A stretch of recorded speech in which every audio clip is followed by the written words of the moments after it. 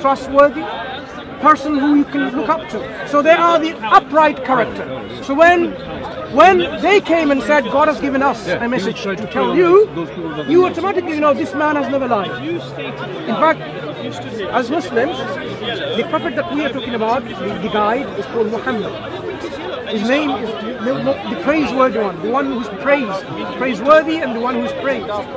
He was known among his community as Sadiq al-Amin, the one who's truthful and trustworthy. Why? Because he always spoke the truth, and this was his hallmark among his community. The one who's always reliable. His people will leave positions with him because that's trustworthy he is. Even his enemies, when they became enemy later on, they will still leave their position with him because he will guard it with safety and security. Yep. So we're talking about an individual when he came and said, okay, I am a messenger of God to tell you that God is one, and He's given you this book to tell you that you should abandon the worship of your false deities, which you make with your own hands, or you worship your own self as your creator, like you make up your own religion, your own desires, your God. There's no of this, because you are created for a purpose.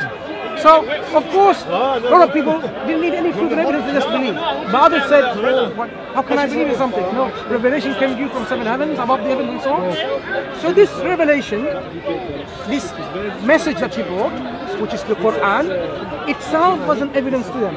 And this is one example, the discussion that you came in, a brother of mine earlier on was alluding to, just mere allusion, that look, Quran talks about a natural phenomena of a human development from the very early stages in the womb of the mother. And the way the Quran describes is astonishing. This knowledge 1400 years ago, when the Quran was given to the Prophet, to the people, the knowledge at that time wasn't like this. In fact, they had erroneous understanding before, and then, and even afterwards as well. Much later, we came to a more accurate version of the history of the embryology, human creation within, or human development within the womb of the mother. So this was one example to illustrate that the Quran gives us information which we should reflect on, so that you can see who the author is. Because the Quran says, if this is not from the Quran, not from God, who is it from? What is it from? You can analyze it. Look, the Quran is either a product of the Prophet himself, his people. It's a product of some, spiritual entities like demons and Satans, whatever.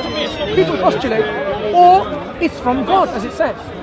You can analyze each of these possibilities and see which has more merit rationally. The Quran says, whenever you read this book, seek refuge with God from the accursed Satan. Satan is the most avowed enemy. Don't follow the footsteps of Satan. Obviously, a book written by Satan is not going to say, take me as an enemy and don't listen to me. Be good, be nice, be kind, avoid falsehood, avoid oppression, avoid all those bad things. You'll say, it doesn't look like the handiwork of Satan.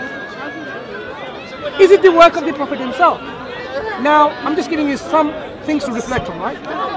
If it was the Prophet himself, then you would see that it reflects the Prophet. You would say something about, because you would say it's an imposter. Because someone saying it's from God, but actually he's concocting and fabricating a scripture by himself and pass it on as a scripture. This is an imposter in this alternative. So this imposter should say something about, to prove his point, right? You should say all good things about him. But the Quran reprimands him. How did you turn around, Abasa wa tawalla, you turned and frowned. That blind man that came. Look, he's reprimanded. He's rebuked. And he's often said, okay, no. If you were to say, invent something about God, and God would require it of you, He would cut off your jugular artery if you say something of your own. So you would expect to say something good about him all the time. But the Quran says, okay, to him, to the Prophet, seek refuge with God. Ask forgiveness. Ask forgiveness. Let's simplify it more. What was your name? Tim. For Tim. Sort of stick to the convincing him that there is a God before we get into this. No. Sorry, I don't think I very much admire your tenacity. I admire you're clearly very into it. I like it. I'm going to say goodbye. Nice I've talking got to lots you. of things to ponder. Please do, Clearly a very and passionate we man, perhaps knowledgeable talk man. again. Yeah, I like that. I'm here quite often, so... Yeah. What's your name? Mansur. Sorry? Mansur. Mansur. Okay, it's been Lovely a to pleasure meet you, speaking mate. to you, and we talk again. And you? you know, in the meantime, What's your name? Dr. Dina. in the meantime, if you have the opportunity or make opportunity to read the Quran, and then we can have a basis for discussion next Man, time. look, I just come in here and that, made a flippant comment. You're clearly more into this than I am. I really am trying to understand, given the context of the world and your religion and the divisions within it, and people like me who are confused. I don't know, and then that's it. That's it. But at least we try to remove some of this confusion from you. You need to boil it down, I reckon. Sure, I sure, really sure. think you need to trim the fat for people like me. So at and least go, what we've look, done boom, today, boom, boom. what we've done today, Tim, we've talked about the reasons why we believe in the existence of the Creator, giving you our reasons from the natural world. So it is not because our Quran says so, it's because when we examine this world, this is where we can come to this conclusion. And I just shared you some of these reasons why, even rationally, without resorting to the book, one can arrive to this conclusion.